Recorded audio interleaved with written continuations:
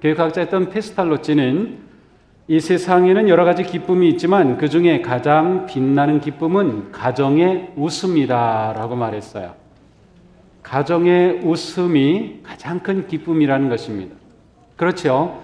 가정이 행복해야 인생이 행복합니다. 가정에 소망이 있어야 인생이 소망이 있는 것이에요.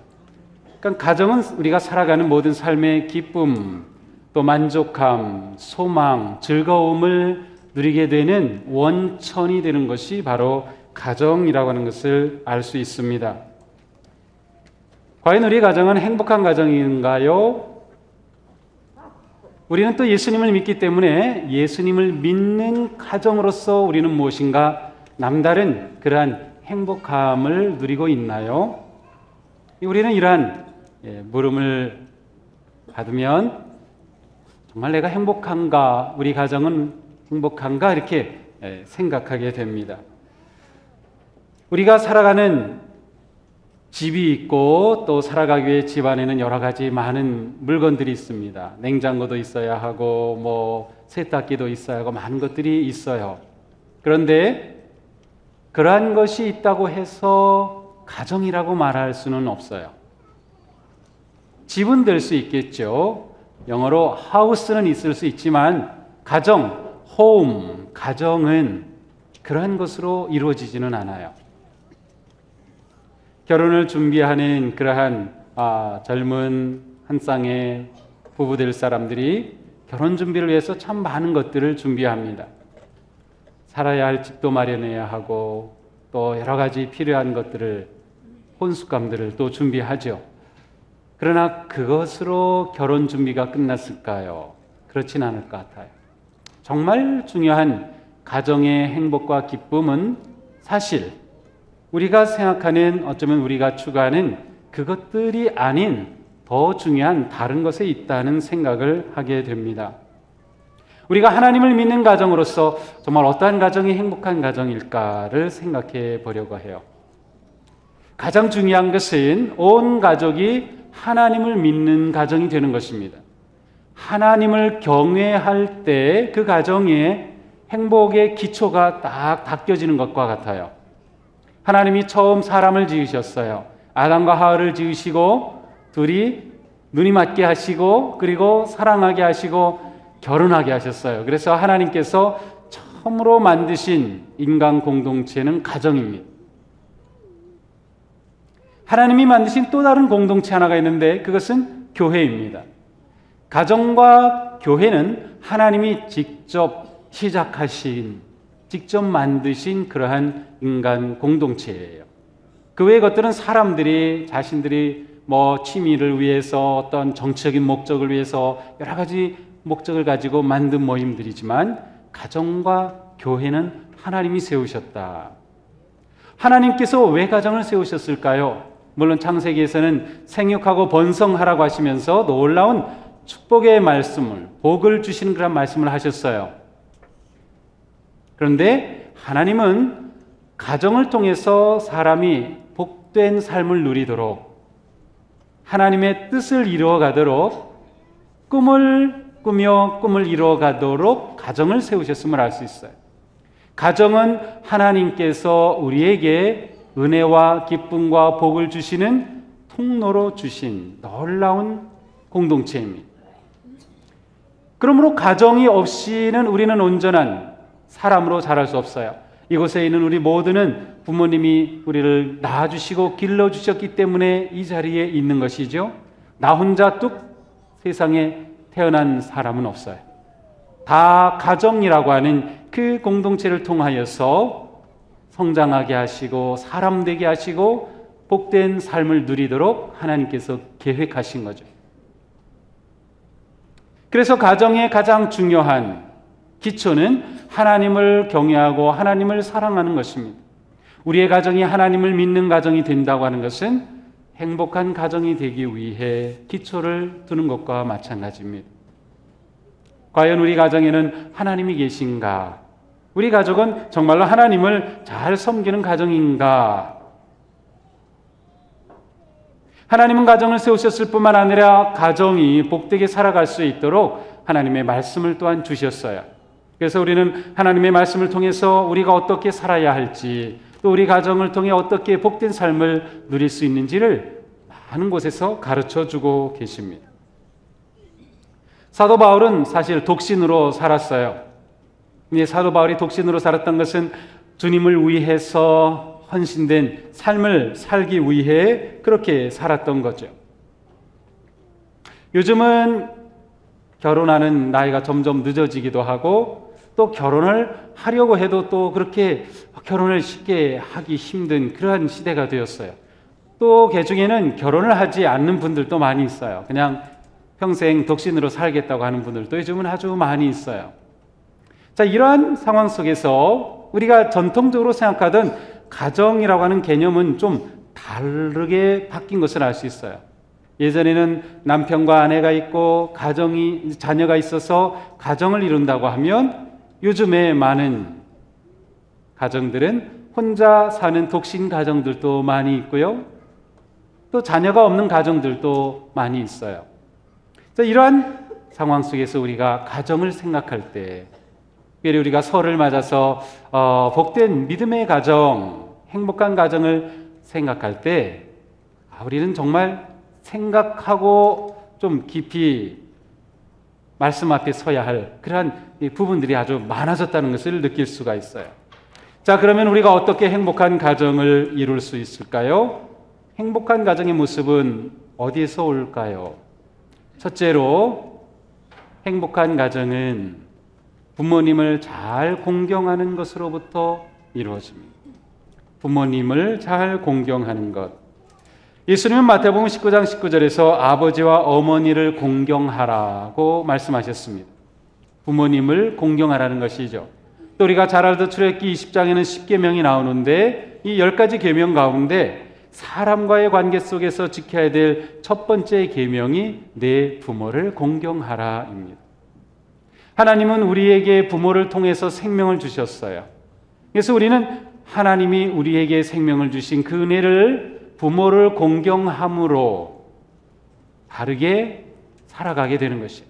부모를 공경함으로 진정한 복된 가정을 이루게 되는 것이죠. 부모 공경하면은 굉장히 고리타분하게 들리는 시대인지는 모르겠어요. 많은 사람들이 부모 공경하면은 그것은 옛날 것처럼 생각하는지 모르겠어요. 그러나 우리 그리스도인들에게는 그렇지 않습니다. 하나님은 우리에게 부모를 공경하라고 분명히 말씀해 주셨어요. 그 말씀은 우리가 복된 가정을 이루기 위해 주신 주님의 지침입니다. 부모를 공경하지 않는 가정에 행복은 없어요. 부모를 공경하지 않으면서 행복한 가정을 이룬다고 하는 것은 불가능한 것입니다. 한국에 처음 기독교가 들어왔을 때는 가장 핍박을 받았던 이유 중에 하나가 효도를 하지 못하게 한다는 거죠. 제사를 하지 못하게 하니까. 근데 정말 그럴까요? 하나님이 주신 인간관계 첫 번째 계명이 부모를 공경하라. 기독교 신앙은 부모 공경 신앙을 가장 중요한 계명으로 여겨요. 우리가 이것을 알아야 돼요.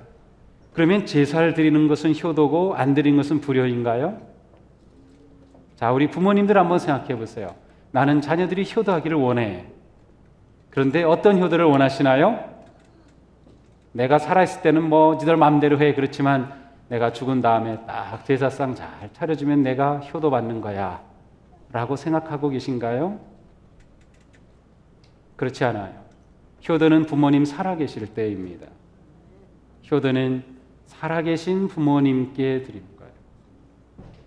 제사가 문제가 아니에요.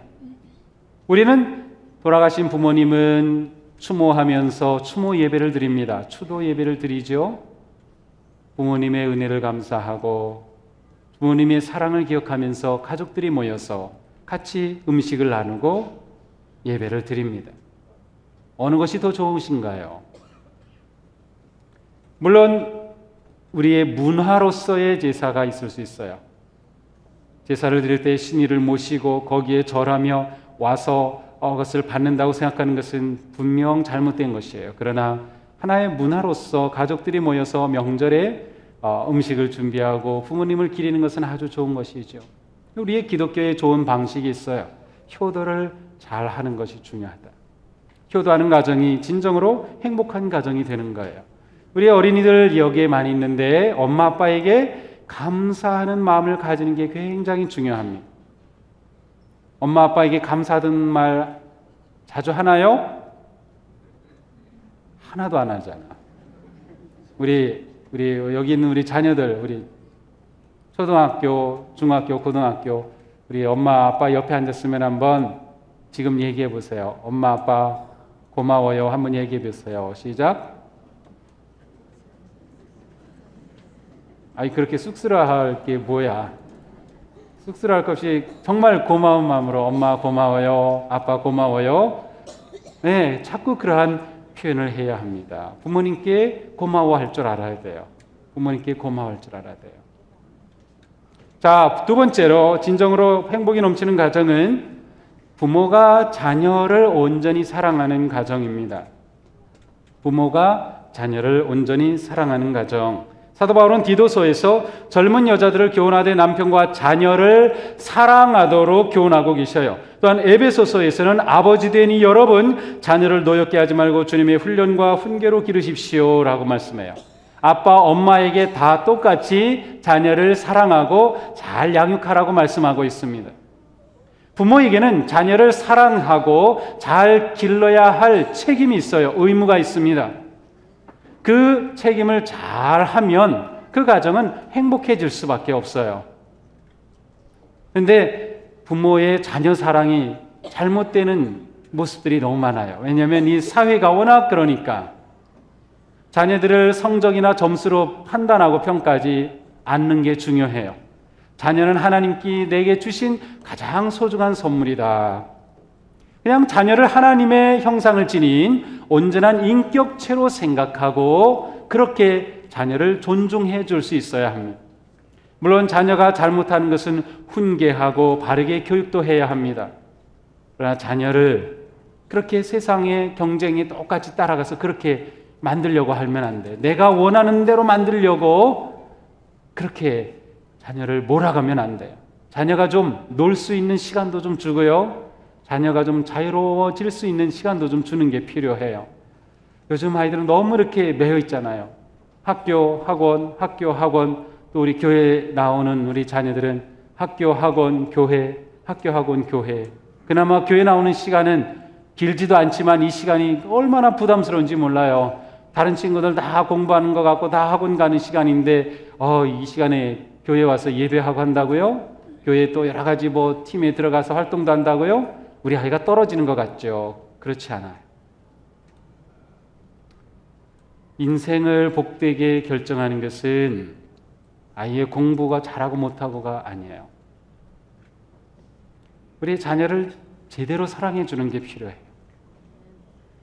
자녀는 부모로부터 평생 아주 든든한 지원을 받는 거예요. 평생. 특별히 한국에서는 그렇잖아요. 결혼하고 자녀까지 나면 그것까지 다 애프터 서비스 해주느라고 얼마나 고생이 많아요. 한국처럼 그렇게 해주는 데가 어디 있어요? 어릴 때부터 자녀를 온전히 바르게 사랑해 주는 거 정말로 중요합니다. 자, 이 시간 옆에 자녀 있는 분들 있죠? 한번 손 이렇게 잡아보세요. 얼마나 이뻐요. 얼마나 사랑스러워요. 예, 옆에 있으면 한번 얘기해 주세요. 이름 부르면서 누구야? 아빠가 아니면 엄마가 널 정말 사랑해. 한번 얘기해 주세요. 시작. 네. 여긴 또 혼자 있다고 그냥 가만히 계시네. 옆에 계신 분 손이라도 좀 잡아보시지. 네, 제가 기회를 드릴게요. 네, 정말 중요합니다. 부모의 사랑과 자녀의 공경함이 가정을 정말 행복하게 만들어 갑니다. 특별히 부모님들은 자녀들에게 인생의 소중한 가치를 가르쳐 주어야 합니다. 그 소중한 가치는 바로 하나님의 말씀 안에 들어있어요. 그래서 자녀를 하나님을 경외하는 자녀로, 예배하는 자녀로, 하나님을 믿는 거룩한 자녀로 가르치고 격려하고 세워주는 게 정말로 중요합니다. 자, 세 번째로 행복한 가정은 부부가 서로 사랑하고 형제자매가 서로 사랑하는 것입니다. 요즘은 자녀가 하나인 가정들이 많이 있어요. 그래서 형제 자매의 우애라고 하는 것을 잘 모르는 아이들도 많이 있는데, 그럼에도 불구하고 형제 자매의 그 우애가 가정을 행복하게 합니다. 아들과 딸, 또 딸들이, 아들들이 서로 우애하고 사랑하게 그와 같은 가정을 만들어가는 것이 아주 중요하죠. 부모는 자녀가 둘 이상이라고 하면 절대로 편애가 없어야 합니다. 편애하면 자녀 간의 우애는 어렵습니다. 자녀를 똑같이 사랑해 줘야 돼요. 모든 자녀는 몇 명이 있든 엄마 아빠는 나를 정말 사랑해 주신다고 하는 똑같은 확신과 믿음이 있어야 돼요. 아, 우리 아빠는 우리 큰아들만 좋아하셔. 우리 아빠는 딸만 좋아하셔. 그러면 잘못된 거예요. 예전에는 그랬죠. 남아 선호 사상이 있을 때는 아들 중심으로 딸만 잔뜩 낳다가 막내 아들 나면은 왕이죠, 집에서. 근데 요즘은 그렇지 않아요. 모든 자녀를 똑같이 사랑해 주는 게 중요해요. 똑같이. 또 그 아이의 성격과 그 아이의 상태에 따라 맞게 그 눈높이를 맞추어서 사랑해 주는 게 아주 중요합니다. 부부 사이도 마찬가지죠. 부부의 관계가 좋을수록 자녀들이 정서적으로 안정이 되고 인격적으로 온전히 훌륭한 사람으로 성장해 갑니다. 부부가 매일 싸우면 자녀들은 제일 불안해합니다. 그것보다 더 불안한 것은 없어요. 자녀의 인생을 어둡게 만드는 겁니다.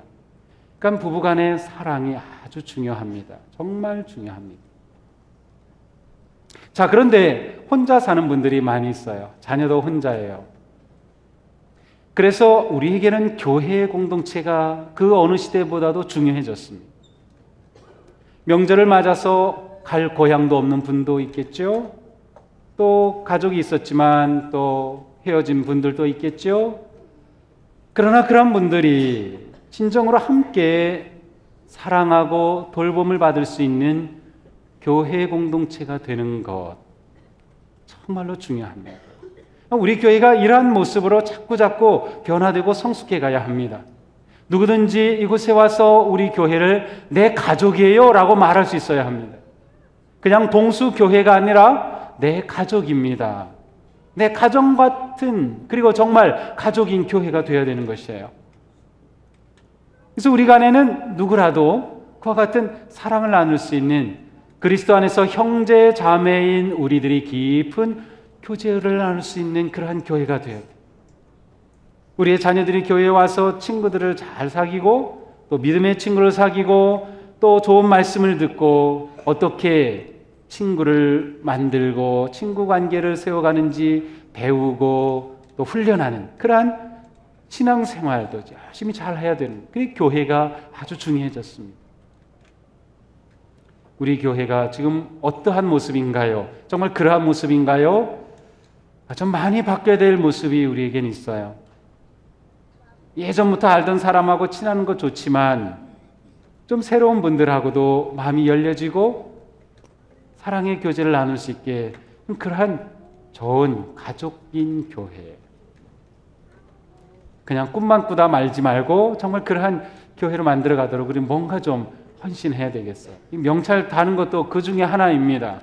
우리 이름을 불러줄 수 있고 이름을 알 수 있고 그러면 더 가깝죠. 더 친하죠. 더 즐겁게 만날 수 있어요. 이 시대에 우리 교회가 가족인 교회, 그러한 교회가 될 때 진정 행복한 삶은 우리 가운데 열려지는 것입니다. 잠언에 말씀합니다. 마른 빵 한 조각을 먹으며 화목하게 지내는 것이 진수성찬을 가득히 차린 집에서 다투며 사는 것보다 낫다. 진정한 행복한 가정은 재물이 결정하지 않아요. 큰 평수의 아파트가 큰 행복을 말해주는 것은 아니에요. 어떠한 곳에 살든 어떠한 집에 살든 어떠한 상황이든 때로는 가난할 수도 있고 어려울 수도 있지만 어떤 상황에서라도 행복함은 우리에게 얼마든지 가능하다. 하나님은 우리에게 공평하게 행복을 누릴 수 있게 만들어 주셨기 때문에 문제는 우리가 그렇게 만들어가는 것입니다. 행복이 넘치는 가정은 더 나아가서 이웃을 사랑하는 가정입니다. 가정으로만 제한되지 않고 가족 이기주의로부터 벗어나는 것입니다. 내 아이가 잘 되는 것 중요하지만 다른 집 아이도 잘 되어야 합니다. 우리 집 잘 되는 거 좋지만 다른 집도 같이 잘 되어야 합니다. 이것이 우리가 가져야 될 그러한 사랑의 개념이고 행복한 가정의 모습입니다. 우리 가정이 누군가 이웃에게 기쁨을 주는 가정이 되는 것입니다. 그러한 의식을 하고 그렇게 살아가려고 애쓰고 어떻게 그렇게 할 수 있을까? 좀 우리가 도전하면서 그러한 가정을 세워야 되지 않을까 싶어요. 우리가 살아가는 사회는 여러 가지로 점점 더 어려워지죠. 점점 더 각박해지죠. 우리가 이러한 상황 속에서 소망을 줄 수 있는 가정이 되고 기쁨을 주는 가정이 되는 것입니다. 그것이 그리스도인 가정의 참된 모습이죠. 오늘 설을 맞아서 우리가 함께 예배하며 우리는 진정한 행복한 가정의 모습을 생각해 보고 있습니다. 과연 우리는 이러한 복된 가정의 모습을 세워가고 있나요? 올해 우리는 말씀과 기도로 거룩한 교회를 꿈꾸고 있습니다. 그렇다면 이 거룩한 교회는 거룩한 성도, 거룩한 가정으로부터 이루어집니다. 우리의 가정이 거룩해지면 행복해집니다. 하나님이 우리 가정의 주인이 되셔서 하나님의 놀라운 복을 베풀어 주시기 때문이죠. 자, 우리가 이와 같은 복된 가정을 이루기 위해 가장 중요한 한 가지만 말씀드리려고 합니다. 그것은 감사하는 마음을 가지는 것입니다. 감사하는 마음을 가지는 것. 서로에게 감사하는 마음을 가지게 되면 사랑의 마음이 생겨납니다. 부부 사이에도 부족한 게 보이고 나쁜 게 보이고 그런 것만 보이면 감사는 전혀 생기지 않아요. 행복하고 사랑하는 관계가 맺어지기는 더 어려워요. 감사는 어떠한 것인가? 삶의 태도입니다. 부족함의 눈으로 보면 다 부족해 보입니다. 그러나 하나님은 나에게 살아갈 수 있는 것들을 공급해 주시는 부요하신 하나님이라고 하는 믿음의 눈으로 보게 되면 어떤 상황에서도 감사할 것이 보입니다. 그리고 그 눈으로 감사를 고백하고 감사하는 마음으로 살아가는 거죠. 우리가 하나님을 예배하는 것은 우리의 감사의 마음을 드리는 것이죠. 효도하는 것은 부모님께 감사의 마음을 드리는 것입니다. 자녀를 사랑하는 것은 자녀에 대한 고마운 마음으로 하는 것입니다. 우리가 형제 자매로 또 교회에 좋은 그런 믿음의 교우로 사랑하는 것은 서로에 대한 감사의 마음을 가질 때 이루어집니다. 옆에 계신 분이 감사한가요? 옆에 앉아주셔서 고맙죠. 네. 한번 고맙습니다. 한번 표현해 보세요. 고맙습니다. 고맙습니다. 고맙습니다. 고맙습니다. 그래요. 벌써 여러분 얼굴이 달라졌어요. 그렇게 웃으시면 엔돌핀이 막 나와가지고 굉장히 밝고 건강한 인생이 되고 진짜 행복해져요. 그래요. 오늘 우리가 설 명절을 맞으면서 함께 예배할 때 하나님께서 우리 마음에 넘치는 감사의 마음을 주시고 특별히 우리 가정을 생각하면서 우리 엄마 아빠 정말 고맙다. 우리 자녀들 정말 고맙다. 우리 남편 가만 생각해보니까 정말 고맙네. 교회 나오자 그래도 안 나오고 미워 죽겠는데 가만 보니까 정말 고맙구나.